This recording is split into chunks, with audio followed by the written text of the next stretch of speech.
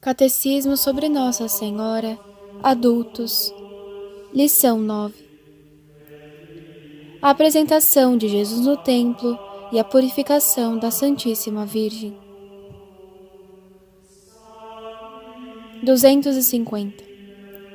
Que mistério celebra a Igreja no dia da purificação?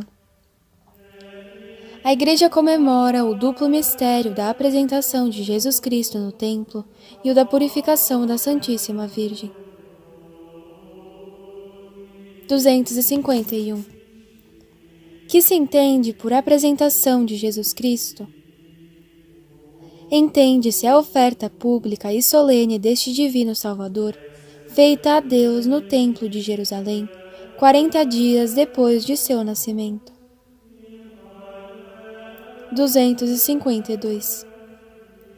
Por quem Jesus Cristo foi apresentado?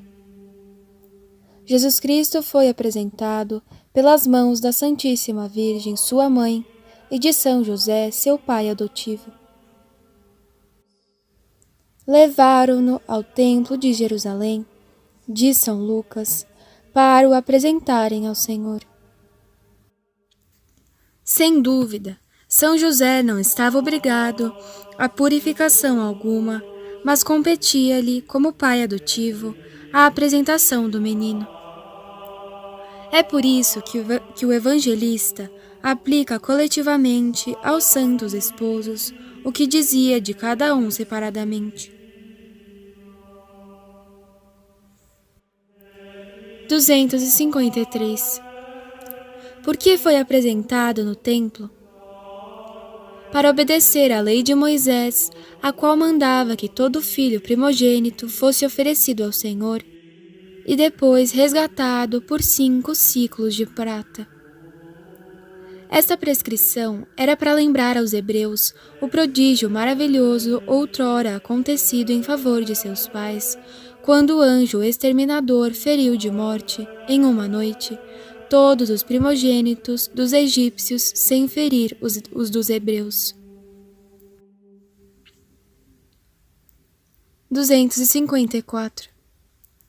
Esta oferta de Jesus a Deus pelas mãos de Maria foi uma simples cerimônia? Não, porque Maria, oferecendo seu filho, o entregava realmente à morte para a nossa salvação. E estava certa de que seu sacrifício, aceito pelo Pai Eterno, efetuar-se-ia um dia sobre o altar da cruz. Acabada a cerimônia da apresentação, quando Maria tomou de novo seu filho, recebeu-o como uma vítima confiada a seus cuidados e da qual tinha só o depósito. 255. Maria sabia, então, o gênero de morte que esperava seu divino filho. São Jerônimo Nolo assevera.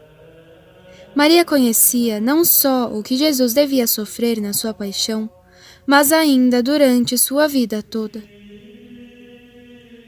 Os profetas cujos oráculos lia frequentemente lhe tinham ensinado que seria atraiçoado por um de seus discípulos e abandonado dos outros. Sabia já os desprezos, escarros, bofetadas, zombarias que devia sofrer. Sabia que se tornaria o opróbrio dos homens e o divertimento da plebe, a ponto de ficar farto de injúrias e vexações.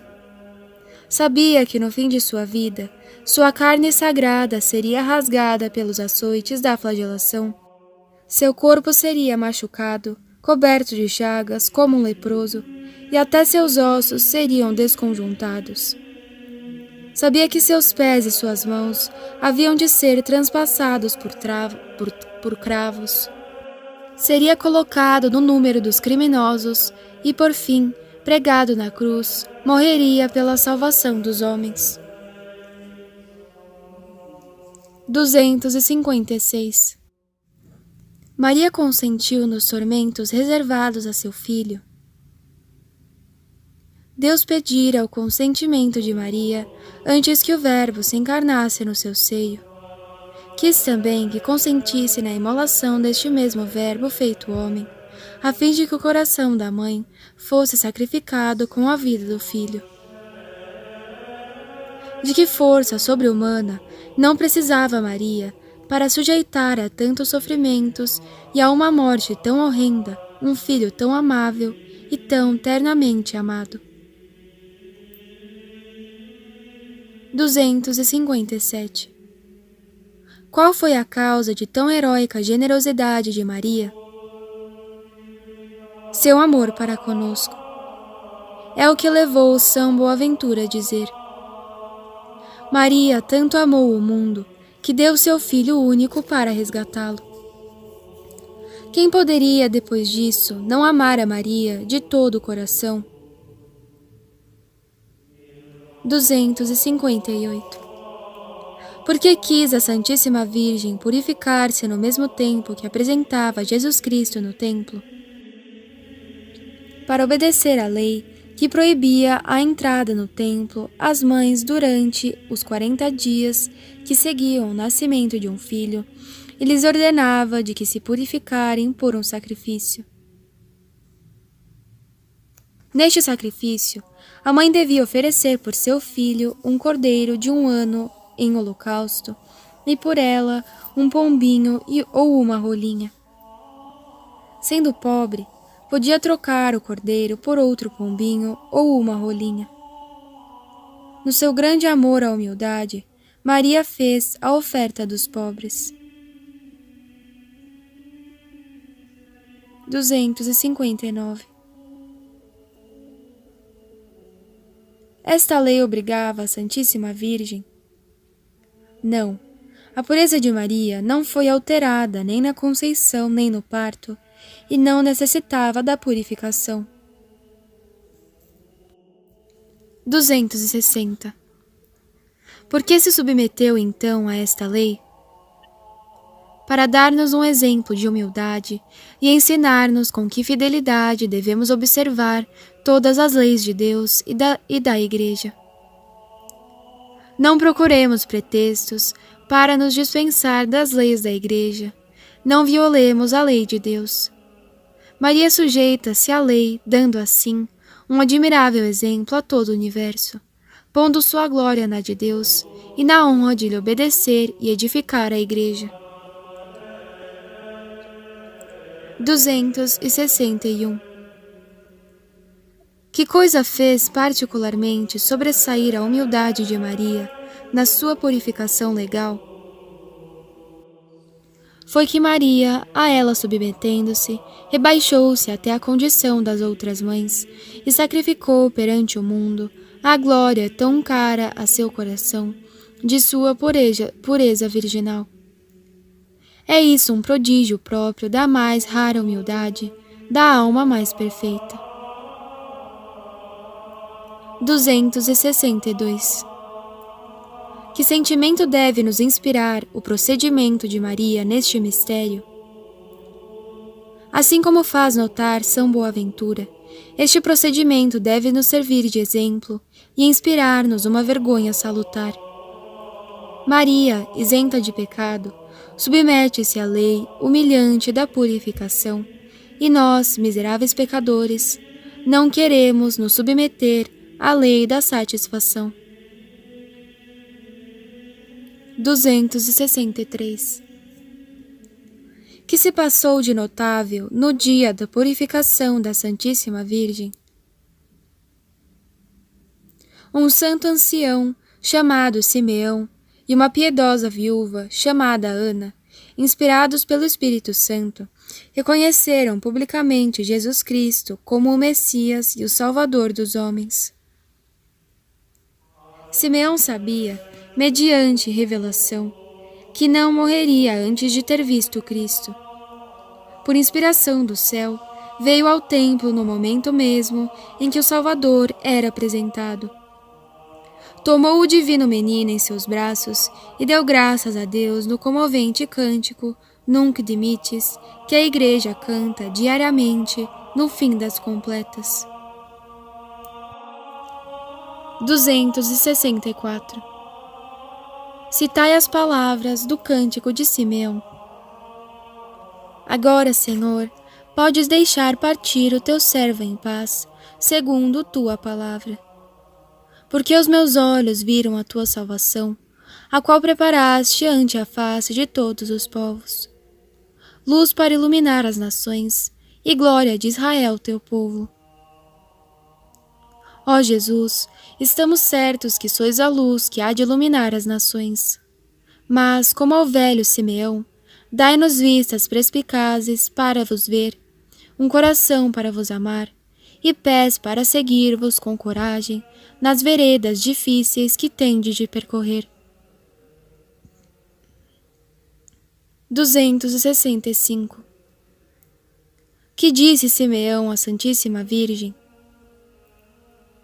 Predisse-lhe os sofrimentos de Jesus e anunciou-lhe que ela mesma teria a alma transpassada por uma espada de dor, à vista do que sofreria seu divino Filho. O pai e a mãe de Jesus estavam admirados pelo que se dizia a seu respeito. Simeão os abençoou, dizendo a Maria: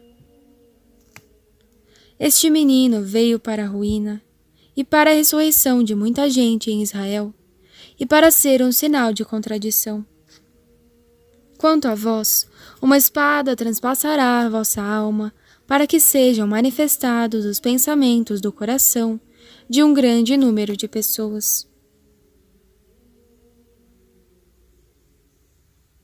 266. Maria não se perturbou ouvindo a profecia de Simeão? Não, Maria não se perturbou ao receber essa notícia desalentadora. Nem sequer uma palavra de queixa. Sossegada, resignada na esperança da realização do fato, como há de sê-lo no momento mesmo do terrível acontecimento, pareceu insensível. Tanto ela desejava e só queria a vontade de Deus. Compartilhando com amor as dores de nossa mãe, aceitemos, imitando o seu exemplo, com humilde e confiante resignação, as provações a que Deus nos há de sujeitar. 267. Porque Deus permitiu que Simeão manifestasse de modo particular os trabalhos futuros de Jesus e de Maria? Sem dúvida, porque era bom, neste ponto, como em muitos outros, que Maria fosse a imagem viva de seu divino Filho, de quem toda a vida não foi senão uma cruz e um martírio contínuo. Como o Filho teve sempre a cruz presente diante dos olhos e sofreu desde o primeiro instante de sua vida, assim também o privilégio de Maria foi ter sido iniciada neste mistério sagrado e ter ficado com a impressão dolorosa dele até o último suspiro. 268. Como é que a profetisa Ana tomou parte do mistério da apresentação de Jesus no templo? Ana, viúva e profetisa, vivia retirada no templo, onde servia a Deus de dia e de noite, no jejum e na oração. Chegando à mesma hora que Simeão, reconheceu também Jesus como Messias e pôs-se a falar desse menino a todos os que esperavam a redenção de Israel. Feliz da viúva que espera a redenção de Israel e vive na esperança de achar, no fim de seus dias, o Salvador do verdadeiro templo de Jerusalém celeste, do qual o outro não era senão uma imagem. 269. Em que dia se realizou o duplo mistério da apresentação de Jesus no templo e da purificação da Santíssima Virgem? No dia 2 de fevereiro, dia em que a Igreja celebra esta festa. 270. Qual é a cerimônia mais notável da festa da purificação da Santíssima Virgem? É a bênção dos círios ou das candeias, que se levam em seguida na procissão, o que faz dar a esta festa o nome popular de Candelária. 271. Que significam estes círios bentos? Significam, primeiro, que Jesus Cristo é a luz do mundo por seus exemplos e sua doutrina. Segundo, que devemos oferecer-nos a Deus com uma fé vivíssima e cheia de caridade. 272. Que nos representa a procissão que se faz no dia da purificação? Representa-nos a viagem da Santíssima Virgem levando Nosso Senhor ao templo. Devemos acompanhá-la em espírito de sacrifício e união com Jesus Cristo. 273. Em que época a festa da purificação foi instituída? Bento XIV julga que esta festa é de origem apostólica. É certo, porém, que era já antiga no século V. Cerca do ano de 495, o Papa Gelásio lhe deu mais brilho. Estas piedosas cerimônias desviaram o povo das superstições pagãs e das desordens vergonhosas cujos princípios nasciam da festa das Lupercais, que se celebrava em honra do deus Pan no princípio de fevereiro. Alguns anos mais tarde, 542, na ocasião de uma peste horrível que assolava uma parte do império, o imperador Justiniano, de acordo com o patriarca de Constantinopla, mandou que a festa da purificação da Santíssima Virgem fosse celebrada solenemente em todos os seus estados. Como sinal de que essa festa lhe era agradabilíssima, Maria fez cessar de repente o flagelo. 274. Que cumpre fazer para bem aproveitar esta festa?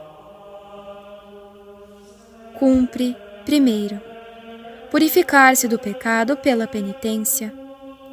Segundo, imitar a obediência de Jesus, a humildade de Maria, o desapego de Simeão e a fé da profetisa Ana. Exemplos. Exemplo A. Fé recompensada. Um seminarista, acometido por violentas dores nos olhos, tornara-se cego. Além disso, palpitações do coração faziam-no horrivelmente sofrer. Os médicos consultados declararam que nunca recobraria a vista e a doença de coração o levaria um pouco para o outro mundo. Durante 3 dias e 3 noites foram gemidos contínuos. Comovidos por seu infeliz estado, professores e alunos começaram uma novena a Maria Santíssima na sexta-feira, 4 de abril de 1843.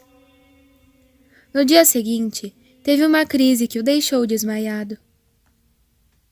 Pensando ter-lhe chegado a última hora, administraram-lhe a extrema-unção. Durante a cerimônia, a comunidade estava rezando na capela pelo enfermo. Depois de ter sido ungido, recuperou os sentidos, dizendo em voz alta: Maria me curou, e levantou-se. Nos dias seguintes, tomou parte em todos os exercícios do seminário. A doença de coração tinha desaparecido. No entanto, permanecia sempre cego. No último dia da novena, comungou com fervor, na esperança de recuperar a visão. Para provar a sua fé, Deus não atendeu logo a seu pedido. O moço não desanimou, redobrou de ardor na oração, encomendou-se à arcoconfraria de Nossa Senhora das Vitórias. No dia 14 de abril, segundo dia depois da novena, comungou de novo E no momento em que recebia o corpo sacrossanto de Cristo, uma voz interior lhe dizia: Acreditas? Sim, Senhor, redarguiu o futuro sacerdote. Creio que podes restituir-me a vista. No mesmo instante, foi-lhe restituída a visão. Ele voltou para seu lugar sozinho e desembaraçadamente. Como prova de que não era uma ilusão, pegou numa imitação de Cristo, cujos caracteres minúsculos não o impediram de ler perfeita e distintissimamente. Depois da missa, seguiu para a sacristia para lançar-se nos braços do superior, que o esperava comovido de alegria. O entusiasmo foi ainda maior e mais expansivo quando reapareceu no pátio onde os demais seminaristas o esperavam. Deu-se pública e jubilosamente graças a Deus e a Maria Santíssima.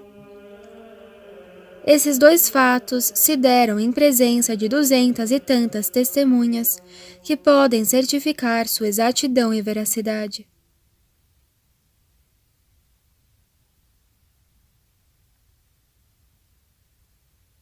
Exemplo B. Uma conversão alcançada por Maria. Um moço tinha sido, até a idade de 20 anos, um modelo de piedade e a alegria de sua mãe, viúva piedosa.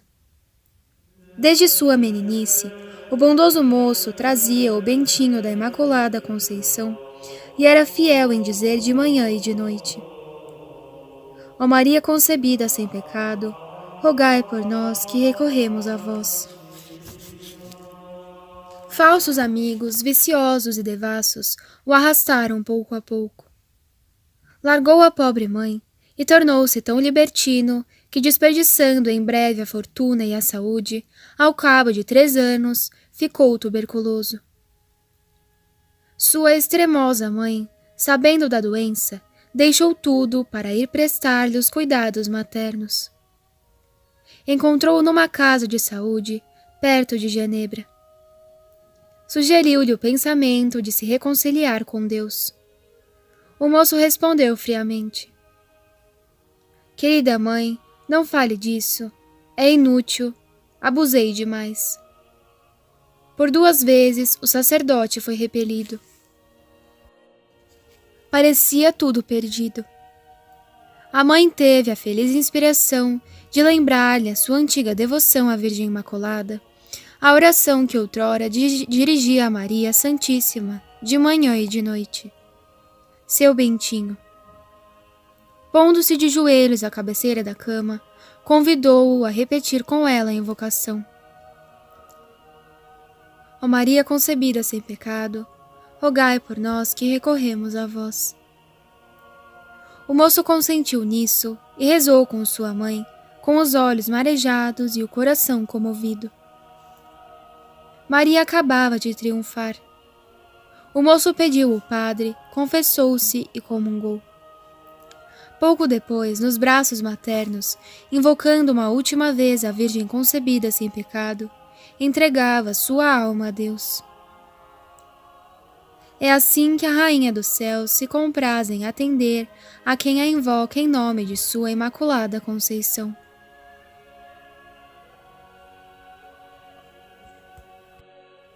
Exemplo C. Batismo conseguido pela intercessão de Nossa Senhora. Para celebrar o nascimento de sua filha, a quem se deu o nome de Lucrécia, um corifeu de irreligião reuniu uns ímpios de sua laia em um banquete. Nesta atmosfera viciada, satânica, o pai levantou-se da mesa, lançou a mão sobre um revólver carregado e exclamou: Vede este revólver. Já esfriou vários padres. Juro servir-me dele ainda, e sem pestanejar, para o primeiro desgraçado que tiver a ousadia de me convidar para batizar minha Lucrécia. A mãe morreu poucos meses depois do nascimento de Lucrécia. Anos passaram, a menina cresceu, e apesar de ser educada sem nenhum indício de religião por um pai ímpio, teve uma terna piedade para com Nossa Senhora, que aprendera a conhecer as escondidas do pai. Todas as noites, antes de deitar, pedia a Nossa Senhora que não a desamparasse, lhe servisse de mãe e não a deixasse morrer sem batismo. O sofrimento veio visitá-la. Acometida por uma doença mortal, prostrada na cama, a pobre mocinha pediu em vão os socorros da religião e o pai, desnaturado, ficou impassível. Ó Maria, minha boa mãe, repetia com frequência a pequena doente. Maria, refúgio dos infelizes, por favor, não me deixeis morrer sem receber o batismo. Um padre coadjutor da paróquia, tendo notícia do fato, resolveu salvar essa alma, custasse o que custasse. Sei que exponho minha vida, dizia ele, pouco importa. Morrerei mártir da caridade cristã, e minha última prece, caindo sob o golpe mortal do Pai, será feita em prol da salvação eterna da menina e do Pai. A caridade é inteligente. O bom padre vestiu-se a paisana e encaminhou-se para a casa indicada. Senhor fulano, acabo de receber a notícia de que sua estremecida filha adoeceu gravemente. Venho oferecer-lhe meus serviços. Talvez procurar-lhe-ei algum alívio. O senhor é médico? Conheço vários remédios. O padre é introduzido no quarto. Estendida sobre a cama, magra como um esqueleto, com os lábios esbranquiçados, a menina oferecia todos os indícios de uma morte próxima. O médico improvisado toma-lhe o pulso, reflete um instante e manda o pai à farmácia vizinha, enquanto ele vai administrar o remédio salvador. Sem demora, o pobre pai sai à rua, não suspeitando o que vai acontecer durante sua ausência. Sem perda de tempo, o padre dá-se a acontecer e diz: Venho abrir-lhe o céu, minha filha. Aí estou para lhe administrar o batismo tão almejado. Despejando o conteúdo do frasquinho, que já mostrara ao pai como sendo um primeiro alívio, batizou-a. O pai, voltando ao quarto, acha sua filha alegre e sorridente. Que significa essa mudança repentina? Ah, pai, se soubesse o remédio que este senhor acaba de me administrar, me proporciona tamanha alegria que não posso descrever. Contudo, sinto que vou morrer, mas sou muito feliz. Com efeito, minutos depois, sua alma purificada pelo batismo voava direitinho para o céu.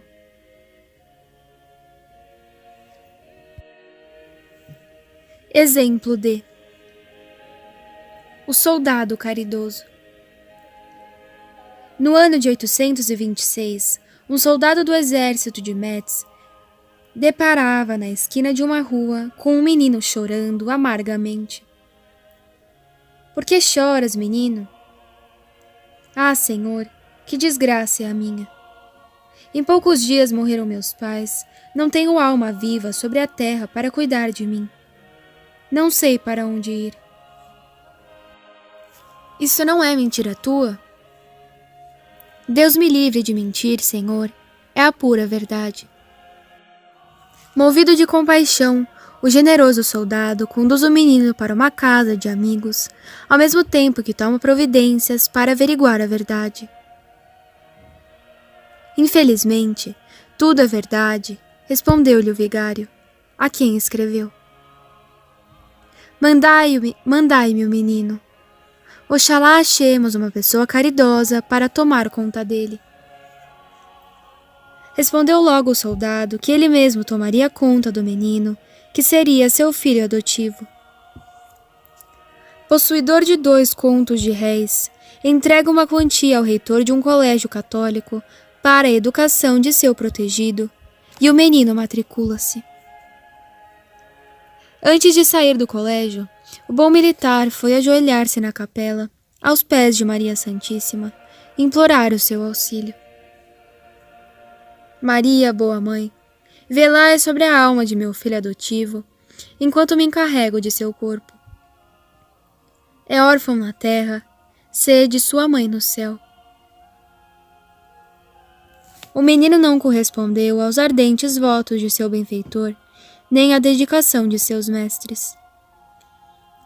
Por ter sido demais travesso e insubordinado, depois ter abusado de todos os favores de seus mestres no fim do ano escolar, o menino foi devolvido ao soldado como mal procedido e pouco aplicado. Que golpe para o caridoso soldado! Reflete por alguns instantes e pede ao diretor que tenha paciência por mais 6 meses ainda, confiando na bondade de Deus e no auxílio de Maria Santíssima. Que nesse tempo o menino mudaria de proceder. O diretor acertou a proposta. O soldado foi de novo prostrar-se aos pés de Maria. Ó, minha boa mãe, até agora meus rogos não foram atendidos.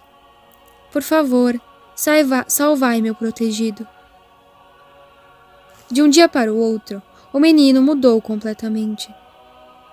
Tornou-se um aluno exemplar, um modelo de edificação para todo o colégio.